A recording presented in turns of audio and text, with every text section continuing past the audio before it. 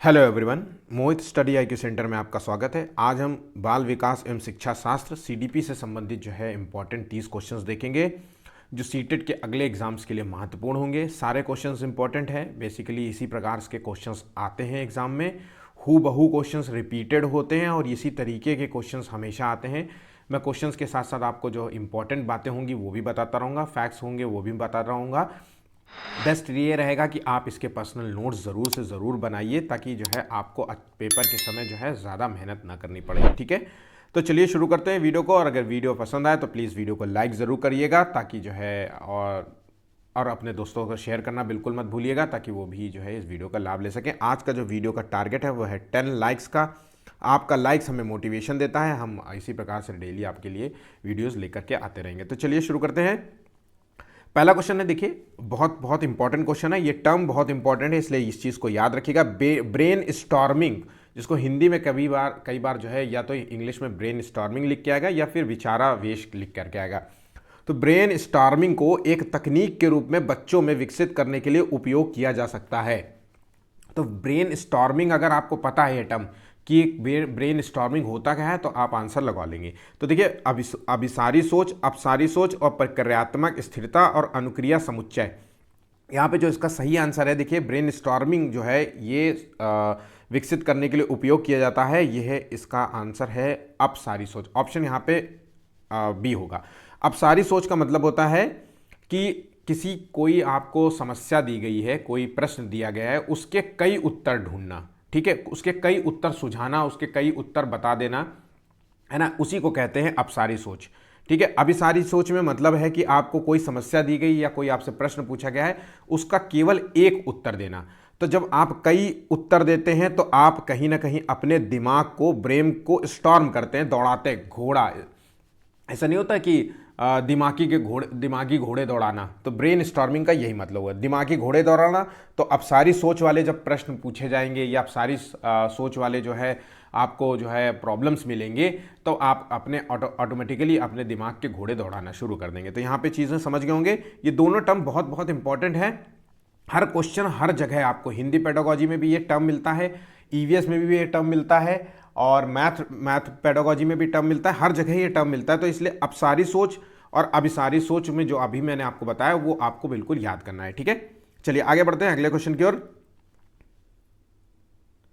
निम्नलिखित में से कौन सा विकल्प जोड़ा सही सुमेलित है? तो देखिए यहाँ पे सही पूछ रहा है, तो कर के सीखने का सिद्धांत किसका है? शुरू में भाषा और विचार दोनों भिन्न जो है गतिविधियां होती हैं, पियाजे ने यह सिद्धांत कहा है, तो बिल्कुल भी ये गलत है।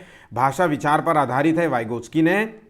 या बच्चे कुछ भाषा के साथ इस दुनिया में प्रवेश करते हैं, तो यहाँ पे जो सही सुमेलित जोड़ा है वह है ऑप्शन डी। देखिए, चोम्स्की ने जो है कहा था कि भाषा जो अर्जन क्षमता होती है वो बच्चे में जन्मजात होती है। जब बच्चा पैदा होती है उसके साथ ही वो जो है भाषा अर्जन करने वाली क्षमता, ठीक है, वो लेकर के आता है। तो बच्चों में जो है कुछ भाषा के साथ इस दुनिया में प्रवेश करते हैं। ठीक है, यही इसका स्टेटमेंट है। ये स्टेटमेंट बिल्कुल याद कर लीजिए। इसी तरीके से स्टेटमेंट टू स्टेटमेंट बिल्कुल कॉपी पेस्ट होता है पेपर में। ठीक है, तो चलिए आगे बढ़ते हैं अगले क्वेश्चन की ओर।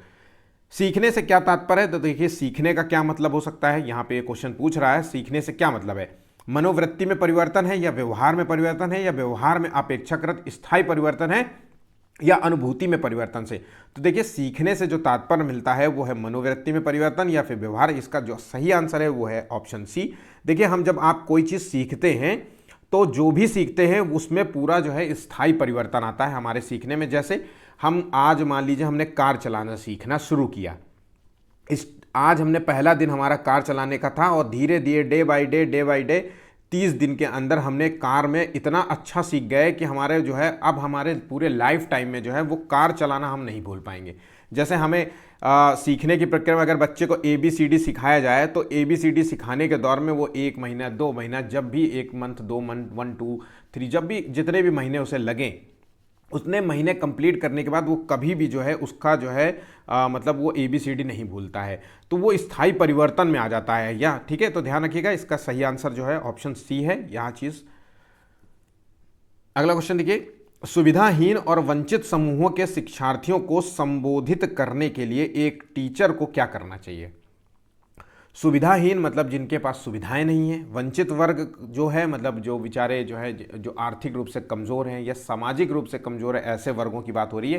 तो एज अ टीचर जो है मतलब बच्चे जो हैं उनको अगर आपको पढ़ाना है, उनको शिक्षा देना है, तो एज अ टीचर आप क्या करेंगे, है ना, तो उनको संबोधित करना है। तो देखिए सभी छात्रों को अपनेपन की भावना को बढ़ावा देना चाहिए। एज अ टीचर हम यही करेंगे कि जितने भी क्लास में जो भी बच्चे बैठे हैं उनमें अपनेपन का भावना हो, एक दूसरे की हेल्प करें, कोई भी एक दूसरे को मतलब सामाजिक पहचान के तौर पे जो है वो महत्व ना दे, सब एक स्टूडेंट के तौर पे, एक फ्रेंड के सर्कल के तौर पे जो है सब एक दूसरे को महत्व दें। तो ये जो अपनेपन की बढ़ावा को भावना देना जो है, भावना को बढ़ावा देना जो है, ये इंपॉर्टेंट है। यहाँ पे एज अ टीचर हमें करना चाहिए। ऑप्शन यहाँ पे ए बिल्कुल राइट होगा। छात्रों की कमजोरी को उजागर करना, ये कहाँ से, ये बिल्कुल भी सही नहीं है। इन छात्रों को अलग जो है कक्षा में पढ़ाना, ये भी बिल्कुल ठीक नहीं है। और सभी छात्रों की मानकीकृत पाठ्यक्रम का उपयोग करना चाहिए, तो ये भी बिल्कुल ठीक नहीं है। यहाँ ऑप्शन एक सही है। ठीक है। राष्ट्रीय शिक्षा नीति 2020 के अनुसार आकलन के लिए अंतर्निहित सिद्धांत क्या होना चाहिए? तो देखिए राष्ट्रीय शिक्षा नीति के तहत जो है आकलन के लिए सबसे क्या सिद्धांत होना चाहिए? तो देखिए मुख्य रूप से रटने के कौशल पर देना चाहिए। तो यार रटने के लिए तो बात पहले भी मैंने कीवर्ड में बता रखा है कि रटना जो है एक कौशल में शामिल नहीं है। ठीक है। केवल यहाँ पे केवल आ गया तो इसको भी काट देते हैं। सभी विद्यार्थियों के लिए उनको सीखना और विकास का अनुकूलन करना, और अंत में परीक्षाओं के माध्यम से जो है केवल संज्ञानात्मक आयाम का आकलन करना। तो देखिए आकलन में होना चाहिए कि सभी विद्यार्थियों के लिए उनका सीखना और विकास का अनुकूलन करना। यहाँ पे ऑप्शन होगा, ऑप्शन सी बिल्कुल सही है। ठीक है।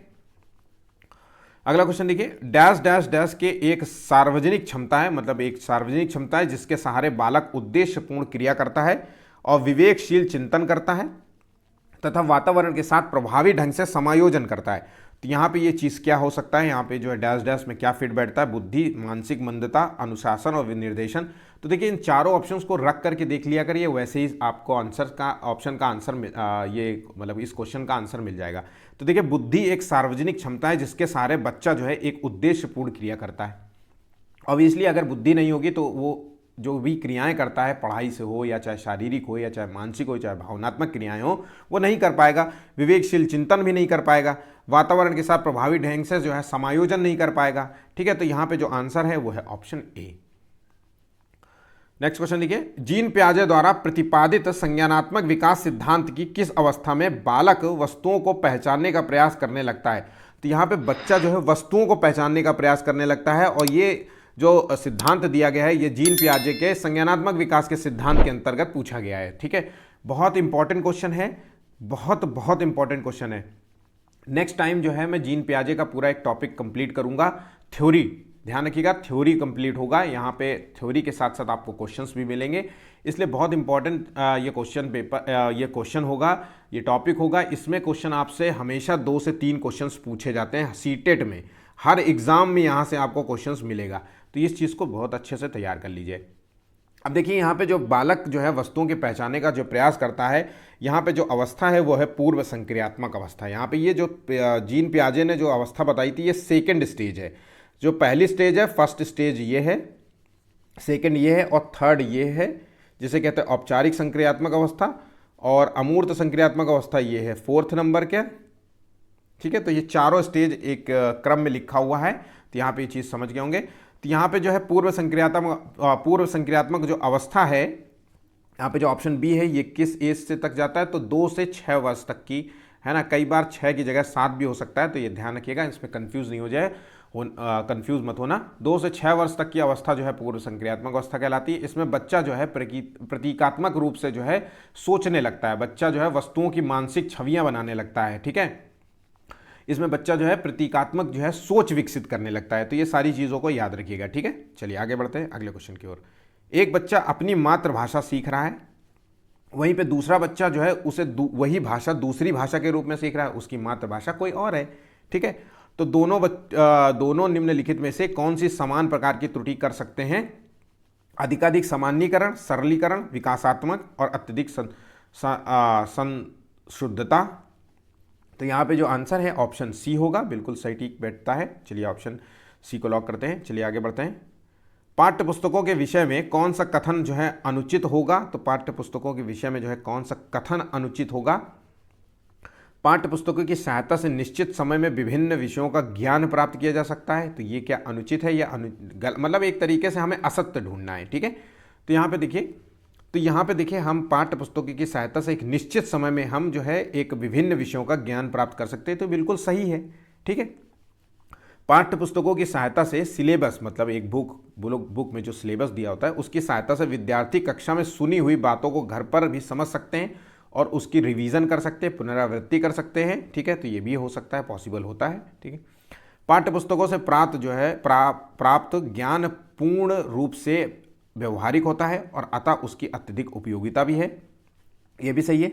लेकिन अधिकांशतः ये पाया जाता है कि पाठ्य पुस्तकों का प्रयोग विद्यार्थियों में रटने की प्रवृत्ति को बढ़ाता है, तो ऐसा बिल्कुल भी नहीं है। पाठ्य पुस्तक जो है रटने की प्रवृत्ति को नहीं बढ़ाता है। अब आपके ऊपर है कि आप किस तरीके से उसको आप उस पाठ्य पुस्तक के साथ बिहेव करते हैं, ठीक है। तो ये चीज़ है, यहाँ पे रटने की प्रवृत्ति को कोई भी चीज़ नहीं बढ़ाती है। ऑप्शन यहाँ पे डी बिल्कुल इनएप्रोप्रिएट होगा, गलत है आंसर, ठीक है।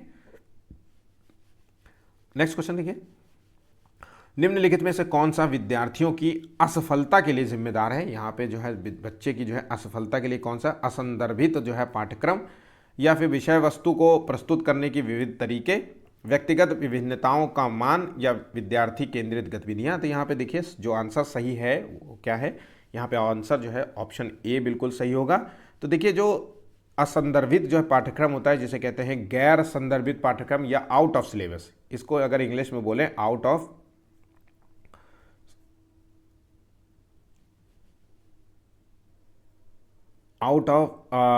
सिलेबस। तो जो भी अगर क्लासरूम में पढ़ाया जा रहा है और बच्चे से जो है क्लास 1 के बच्चे को क्लास 2 के क्वेश्चंस दीजिए या 9th के बच्चे को हाई स्कूल के क्वेश्चंस दीजिए, तो वो असफलता ही करेगा, वो बेचारा फेल हो जाएगा।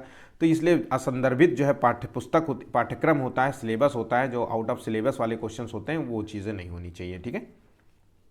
शब्दों को समझने का प्रयास करिए, अपने आप आंसर जो है सही हो जाएंगे। बस एक चीज़ें होनी चाहिए कि इसका मतलब क्या है। देखिए यहाँ पे विद्यार्थी पूछ रहा है, असफलता पूछ रहा है, विद्यार्थी फेल कैसे हो जाएगा। तो यहाँ पे हमें पता होना चाहिए असंदर्भित पाठ्यक्रम का मतलब है कि जिसका कोई संदर्भ ना मिले। अब पढ़ाना मतलब एक सिलेबस में कुछ और दिया गया है और पढ़ा कुछ और रहे हो, कोई संदर्भ ही नहीं है उसका, कोई आउट ऑफ द सिलेबस पढ़ाए जा रहे हो, भले वो नॉलेजेबल हो, भले वो अच्छी चीज़ हो, है ना, लेकिन उसकी अगर ज़रूरत नहीं है उस क्लास में तो फिर क्या फ़ायदा उसका, है ना। तो इससे बच्चा असफल ही होगा, फेल हो जाएगा, आगे नहीं बढ़ पाएगा, डिमोटिवेट होगा। तो ये चीज़ है यहाँ पे, तो ये चीज़ों को पहचानना सीखिए। नेक्स्ट क्वेश्चन देखिए, एक अच्छे टीचर का सबसे महत्वपूर्ण क्या गुण है। विषय वस्तु का पूर्ण ज्ञान, अच्छा संप्रेषण कौशल या विद्यार्थियों के हितों का ध्यान रखना या प्रभावी नेतृत्व का गुण। तो देखिए यहाँ पे जो एक टीचर होता है उसका जो है सबसे इंपॉर्टेंट जरूरी गुण होता है वो है अच्छा संप्रेषण कौशल होना बहुत ज़रूरी है। अगर वो साफ सुथरा नहीं बोल पा रहा है, ध्यान रखिएगा ये बच्चों ने सबसे ज़्यादा क्वेश्चन ये गलत कर देते हैं, ये क्वेश्चन सबसे ज़्यादा गलत किया होगा अभी भी आप लोगों ने। बहुत लोगों ने जो है ऑप्शन सी लॉक किया होगा, बहुत लोगों ने जो है विषय वस्तु का पूर्ण ज्ञान कि सर को पूरा सिलेबस और बिल्कुल रटा होना चाहिए, आना चाहिए इस तरीके से, तो ये बिल्कुल भी नहीं।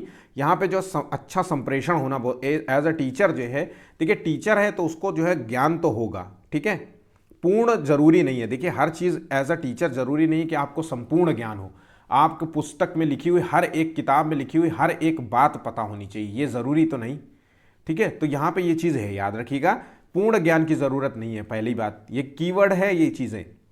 अच्छा संप्रेषण इसलिए ज़रूरी है कि अगर टीचर साफ साफ नहीं बोल पा रहा है या जो भी वो चीज़ें बोल रहा है उसमें जो है मतलब तोड़ मरोड़ के पेश कर रहा है, कोई भी टॉपिक को पढ़ा रहा है या जिस पॉइंट को उसको पहले बताना चाहिए उस पॉइंट को वो आखिर में बता रहा है, आखिर वाले पॉइंट को पहले बता रहा है, बीच में बता रहा है, बीच वाले पॉइंट को उधर तो ये इस तरीके से अगर पढ़ा रहा है तो बच्चे कहीं ना कहीं वो सीखेंगे नहीं, उसकी बात को समझ नहीं पाएंगे, उसकी पढ़ाई में उसकी क्लास में रुचि नहीं लेंगे, इंटरेस्ट नहीं लेंगे।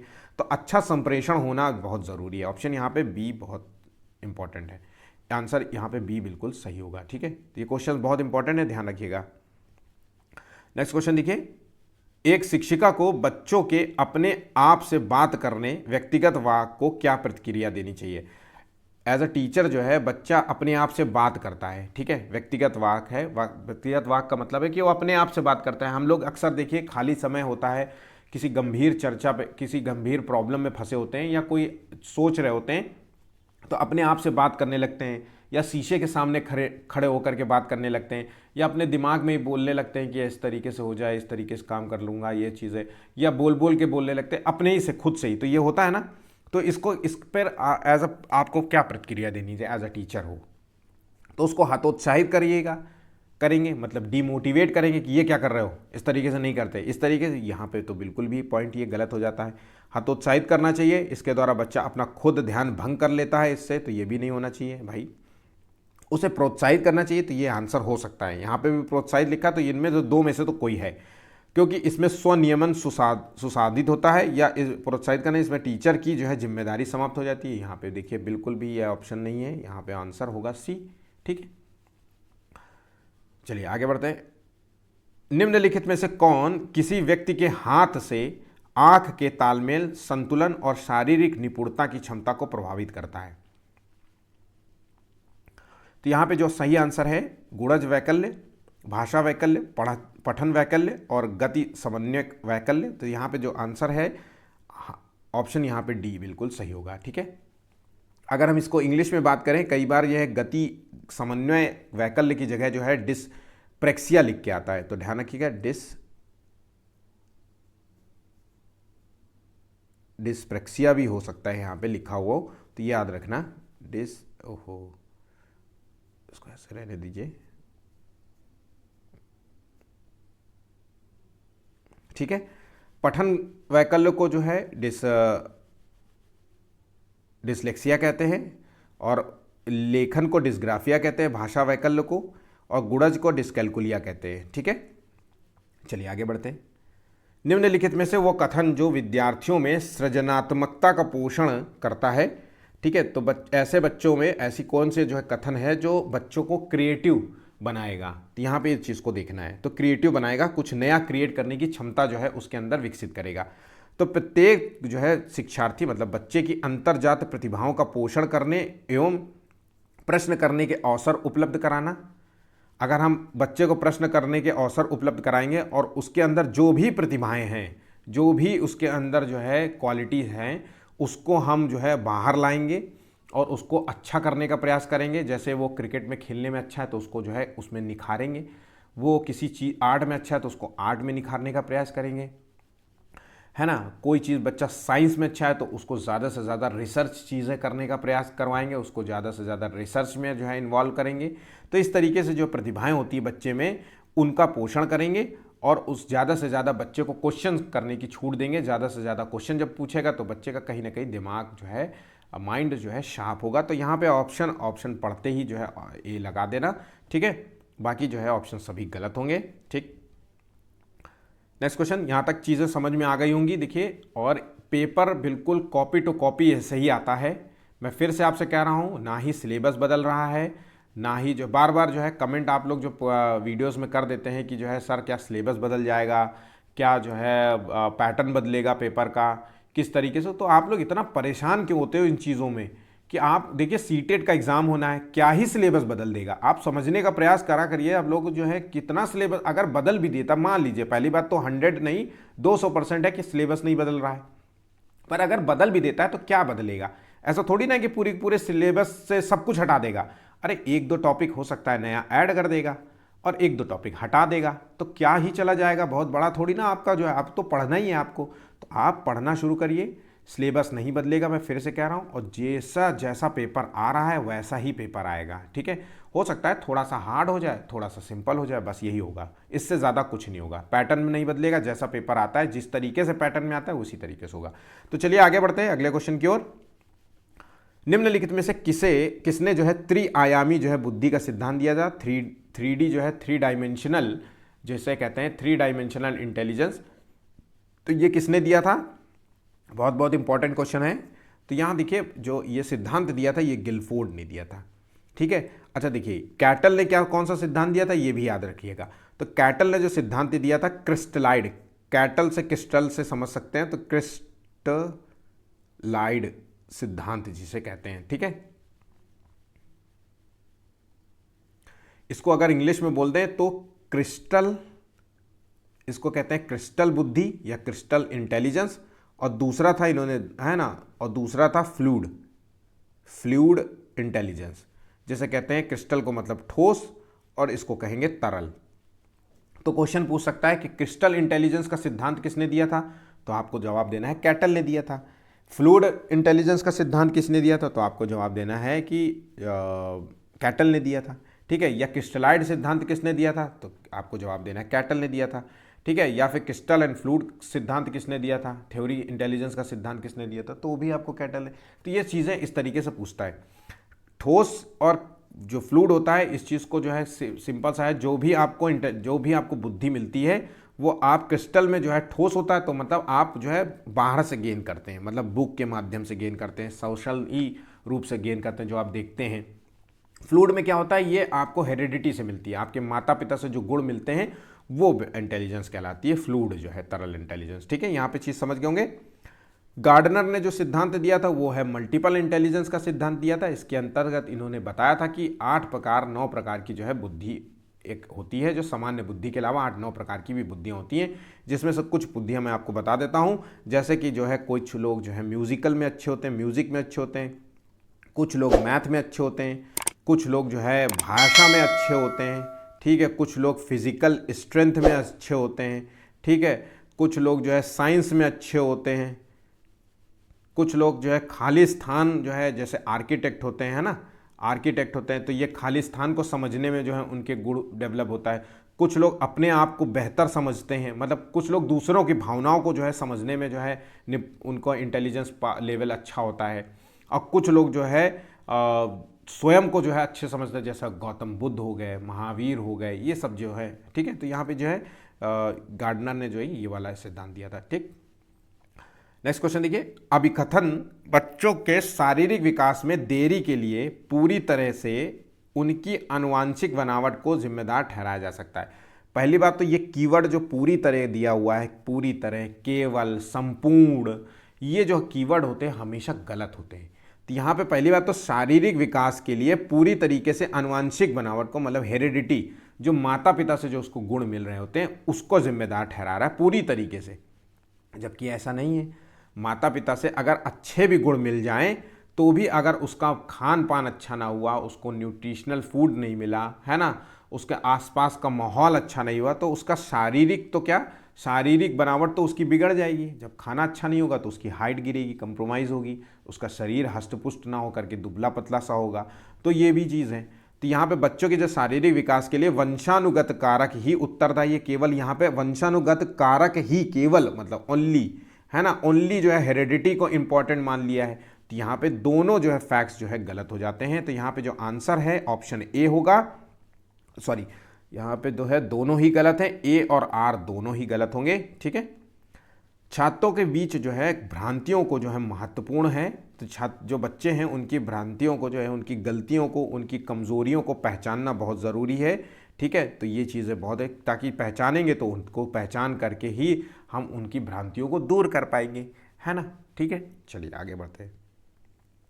निम्नलिखित में से किसने कहा है कि किशोरावस्था एक तनाव और तूफान की अवस्था है, तो किशोरावस्था एक तनाव और तूफान की अवस्था मोस्ट इंपॉर्टेंट स्टेटमेंट है जो अक्सर एग्जाम में पूछा जाता है ना। तो इसे कहते हैं adolescence is stress and storm की स्टेज कौन सी कहलाती है, तो देखिए स्ट्रेस एंड स्टॉर्म की स्टेज है वो है किशोरावस्था, पहली बात याद रखिएगा।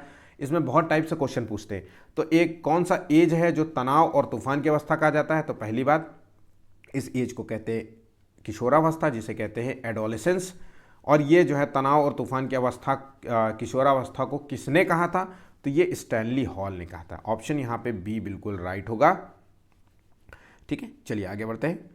स्वालीनता जिसे कहते हैं ऑटिज्म, इसमें ऑटिज्म से जूझते विद्यार्थियों में पहचान हेतु किन विशिष्ट गुणों के होने की संभावना रहती है। ठीक है, तो संप्रेषण में कठिनाई, सभी के साथ अंतःक्रिया करने की इच्छा, बुद्धि लब्धि का उच्च स्तर या उच्च जो है स्तरीय सामाजिक कौशल। तो ऑटिज्म वाला जो बच्चा होता है इसमें बच्चे को जो है कहीं ना कहीं एक जो है मानसिक जो है कहीं दिक्कत होती है ना। तो इसमें बच्चे को जो है कम्युनिकेशन में दिक्कत होती है, संप्रेषण में कठिनाई होती है। ऑप्शन यहाँ पे इस चीज़ की होने की संभावना पूरी रहती है। उसका जो व्यवहार होता है वो शब्दों को बार बार रिवाइज करेगा, है ना, बार बार रिपीट करेगा। भाषा कौशल में वो बिल्कुल अच्छा नहीं होगा, बोल नहीं पाएगा, बतिया नहीं पाएगा, है ना। हो सकता है कि रोड में चलते हुए जब वो लाइट देखे या कोई कलर जो है, कलर से जो है वो बड़ा वो हो जाए, कि जैसे आपने अक्सर मूवीज़ में देखा होगा कि बच्चा जो है रोड या व्यक्ति जो है रोड क्रॉस कर रहा है और एकदम से गाड़ियों के शोर शराबे या रेड लाइट या रेड लाइट या येलो लाइट से जो है एकदम से जो है वो अजीब सा बिहेव करने लगता है। तो ये चीज़ें होती हैं। बाकी जो है अंतःक्रिया करने की इच्छा बिल्कुल भी नहीं होती, एक दूसरे से बात नहीं करते। आईक्यू लेवल जो है इनका निम्न प्रकार का होता है और उच्च स्तरीय सामाजिक कौशल, सोशली वो एक्टिव नहीं होते, सोशली जो है उठते बैठते नहीं है, दूसरों के साथ उठना बैठना इनको पसंद नहीं है। ठीक है, तो यहाँ पे ध्यान रखिएगा, ऑप्शन यहाँ पे ए बिल्कुल राइट है। निम्नलिखित में से कौन सा अधिगम की प्रक्रिया में सकारात्मक रूप से योगदान नहीं देता है? तो यहाँ पे पॉजिटिव रूप से योगदान नहीं देता जो है पढ़ाई लिखाई में। तो देखिए कुपोषण, समकक्षियों के साथ सहयोग, अपसारी चिंतन और चर्चाएं। तो यहाँ पे जो है कुपोषण जो है, मैंने आपको पहले ही बताया था कि जो खान पान है आपका शारीरिक आपके शरीर के लिए ज़रूरी होता है। अगर आप शारीरिक विकास आपका नहीं होगा तो आपका मानसिक विकास नहीं होगा, मानसिक विकास नहीं होगा तो आपका जो है अन्य जो है भावनात्मक विकास होता है, सामाजिक विकास हो, वो सब चीज़ें नहीं हो पाएंगी। तो एक कहीं ना कहीं खान पान जो है शारीरिक विकास से जुड़ा हुआ है, सभी एक दूसरे से जुड़े हुए हैं। तो कुपोषण यहाँ पे जो है योगदान नहीं देता सकारात्मक से, ये नकारात्मक रूप से योगदान देता है। ठीक है, चलिए आगे बढ़ते हैं। स्किनर के अनुसार जो है सीखने में प्रतिवादी अनुक्रिया वो अनुक्रिया है जो स्पष्ट उद्दीपन द्वारा उत्पन्न होती है और अस्पष्ट उद्दीपन द्वारा उत्पन्न होती है, ऐच्छिक स्वरूप वाले उद्दीपन द्वारा उत्पन्न होती है, इन सभी द्वारा उत्पन्न होती है। तो यहाँ पे जो आंसर है वो है ऑप्शन ए, 21 का आंसर है ए। ये स्पष्ट उद्दीपन द्वारा जो है ये अनुक्रिया जो है सीखने की प्रतिवादी जो अनुक्रिया उत्पन्न होती है। ठीक है, लेव वाइगोस्की के अनुसार निम्नलिखित में से कौन सा कारक बच्चों के संज्ञानात्मक विकास को सुगम बनाते हैं? तो देखिए लेव वाइगोस्की ने जो है सिद्धांत दिया था वो सामाजिक सांस्कृतिक सिद्धांत दिया था। इनका मानना था कि जो बच्चे का जो संज्ञानात्मक विकास है वो दो चीज़ों से होता है, वो है समाज और संस्कृति। इनके परस्पर संपर्क में आकर के ही बच्चे का संपूर्ण जो है संज्ञानात्मक विकास होता है। इसके साथ साथ इन्होंने भाषा को भी जो है महत्वपूर्ण माना है, ध्यान रखिएगा, इसके साथ साथ इन्होंने भाषा को भी महत्वपूर्ण माना है। तो यहाँ पे जो आंसर है संज्ञानात्मक विकास के लिए महत्वपूर्ण है इनके हिसाब से, वाइगोस्की के हिसाब से, तो ये है आंसर 1 और 2। अच्छा, एक कमेंट में आप कमेंट हमें करके बताइएगा अगर आपको ये क्वेश्चन पता है कि क्या वाइगोस्की ने खेल को महत्वपूर्ण माना है। ध्यान रखिएगा, यहाँ पे क्वेश्चन बहुत इंपॉर्टेंट पूछ रहा हूँ मैं, क्या वाइगोस्की ने खेल को इंपॉर्टेंट माना है कि नहीं माना है, ये बताइएगा हमको कमेंट करके। ठीक है, चलिए आगे बढ़ते हैं। अभिकथन है, ये महत्वपूर्ण है कि विद्यार्थियों को अपने स्वयं के अधिगम पर कुछ नियंत्रण करने की अनुमति दी जाए। अपने अधिगम पर नियंत्रण रखने से विद्यार्थियों को यह निर्णय लेने में सहायता मिलती है कि क्या सीखना है और कैसे सीखना है। तो देखिए बच्चे को एक नियंत्रण तो बहुत, एक बच्चा है जो सीख रहा है, क्लास में पढ़ता है, तो उसमें कुछ तो नियंत्रण होना बहुत ज़रूरी है। एक सिलेबस दिया जाता है ताकि वो नियंत्रण में सही से सही रूप से सीख सके। नियंत्रण का मतलब होता है कि सीखने में सही चीज़ें इस्तेमाल होती हैं तो, और सही से सीखने में आपको मदद देती है। ठीक है, एक सिलेबस बनाया जाता है कि बस आपको इतना ही पढ़ना है, तो ये चीज़ इंपॉर्टेंट है यहाँ पे, और इससे सहायता मिलती है क्या सीखना है और कैसे सीखना है और कितना सीखना है। इस वर्ष आपको कितना सीखना है, नेक्स्ट ईयर आपको कितना सीखना है, तो ये दोनों ही सही है और एक दूसरे की व्याख्या भी सही रूप से कर रहे हैं। ठीक है, विद्यार्थियों को स्कूल जो है केवल शिक्षा ही नहीं देता बल्कि जो है सामाजिक मूल्य भी प्रदान करता है।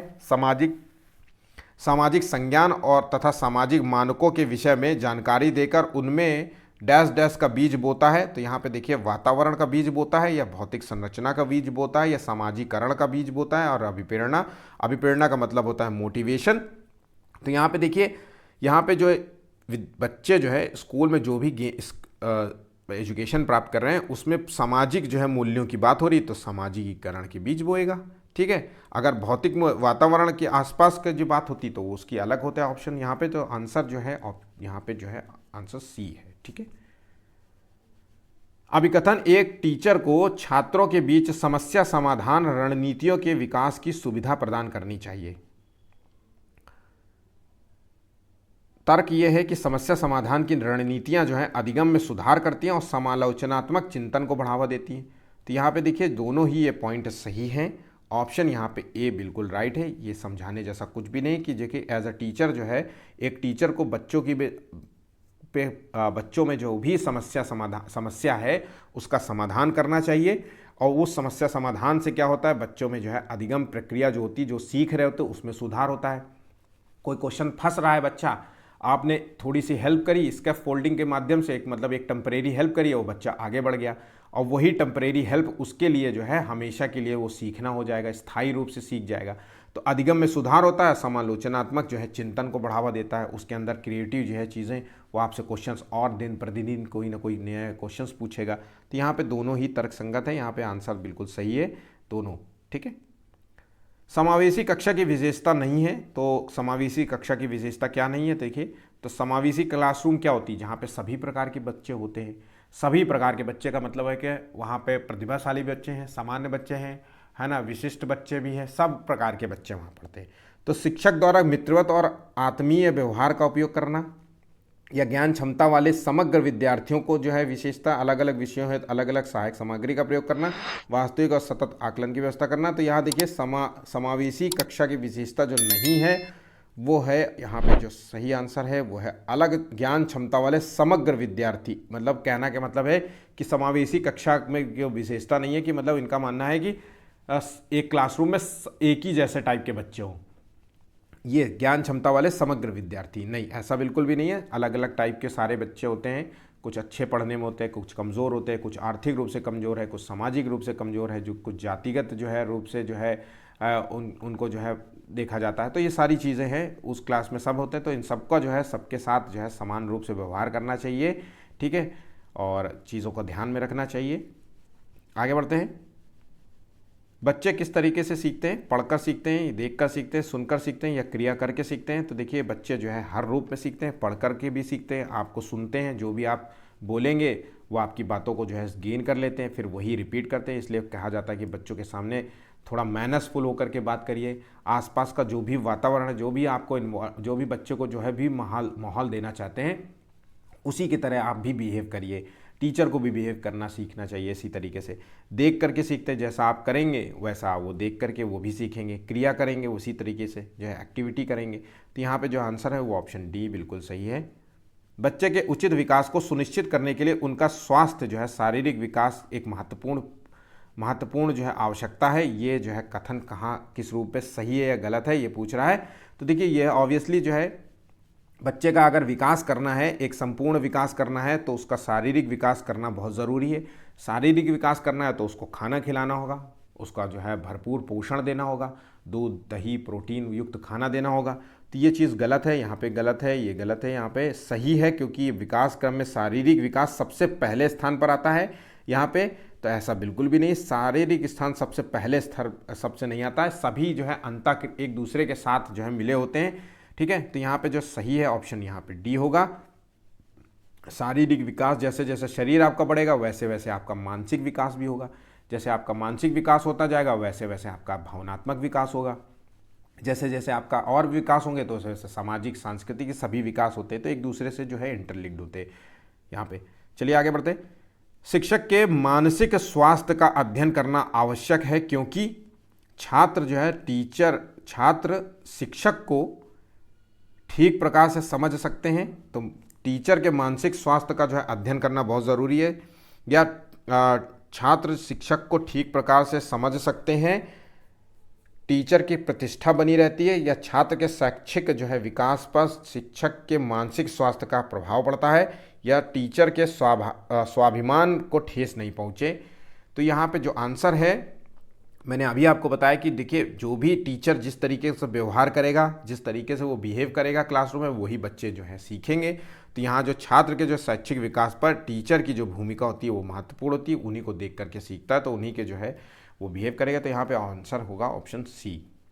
सीखने के अंतर्गत जो है स्कैफ फोल्डिंग क्या दर्शाता है, तो स्कैफ फोल्डिंग जो है वो क्या दर्शाता है, तो ये एक टेम्परेरी हेल्प होती है। याद रखिएगा, एक टर्म याद कर लीजिए, ये एक टेम्परेरी जो है RARY है, टेम्परेरी हेल्प होती है, जो आपको बच्चे को मदद की जाती है। जैसे कि कुछ बच्चा जो है कुछ सीख रहा है, ABCD बोल रहा है और वो ई भूल गया, तो आपको बता देना है ई होता है बेटा। तो वो फिर से बोलेगा एफ जी एच, आई भूल जाएगा तो आई बता देना।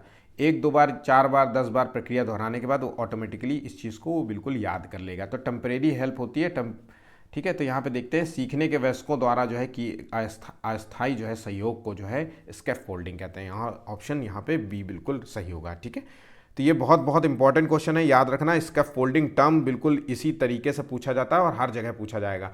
तो याद रखना, हिंदी पेडागोजी हो या मैथ पेडागोजी हो या ईवीएस में हो, ये सब जगह ये क्वेश्चन फिर बैठता है। ठीक है, आज का वीडियो समाप्त होता है। इस वीडियो को जो है 10 लाइक्स का जो आज का जो है रिक्वेस्ट है वो आप हमें दीजिएगा।